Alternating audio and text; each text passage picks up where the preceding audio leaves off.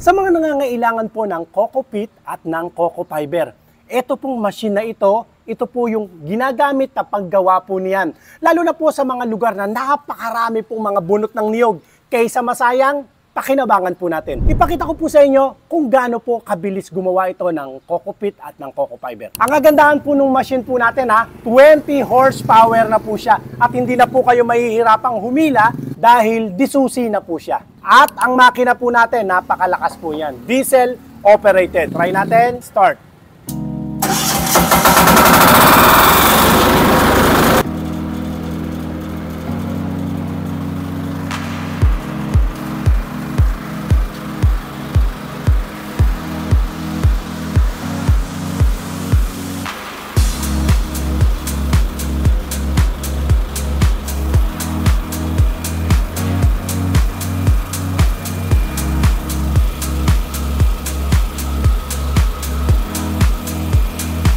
Tingnan nyo naman po yung ating nagawang produkto. Tingnan nyo po yung naging materials po natin. Ang ganda. Ito po, sabi sa akin ng isang expert sa pagtatanim, ito daw po yung gusto nila. Yung may konting natitirang fiber, kasi pagka yung masyado ng pino, hindi masyadong makahinga yung mga ugat ng ating pong mga itatanim. Samantalang ito, ayan po, saktong-sakto.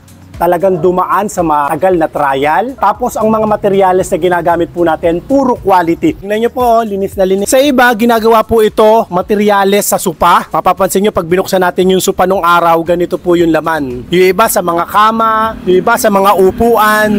Yung iba naman po, meron silang ginagawa para maging lubid po siya, pan-design naman po sa mga garden. Napakaganda. Kuhanan po natin ng konting idea po si Sir. Tingin nyo po, itong coco fiber, ano-ano pa po yung mga pwede nating paggamitan po nito? Sir, maganda yan sa tanim na gulay, panglagay sa mga puno, na sa ganun hindi sumukal yung mga damo sa gulayan. Ibig sabihin, Sir, pwede pang pakinabangan po pala to. Pwede pa, Sir. Na sa mga garden. Paano po ibig sabihin na hindi tumubo yung mga damo? Yan ang ilalagay doon sa puno niya para protection, para hindi umano yung damo. Kumbaga, ito yata yung tinatawag nilang beddings ba yan? Tawag nila? Panggilid? Kasi gagamit ka pa ng plastic mulch, yan na. Pag nabulok pa yan, kung sakali, dagdag pataba pa sa lupa. Tama. Ito naman po, Sir, ito. Ayan naman, Sir, ginagamit naman yan sa mga, halimbawa, magano ka na seedlings, sa mga tanim na gulay.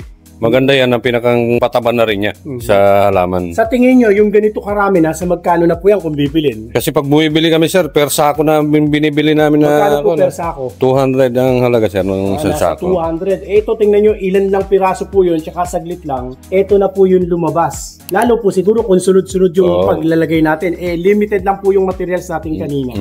Okay, Sir, baka may gusto po kayong batiin. Kumusta na lang mga kababayan ko sa Aurora, sa Kasiguran. Dumayo pa po sila dito sa Diskarte Pinoy TV. Sa lahat po ng mga interesado, pwede nyo po akong i-follow sa ating pong mga social media account.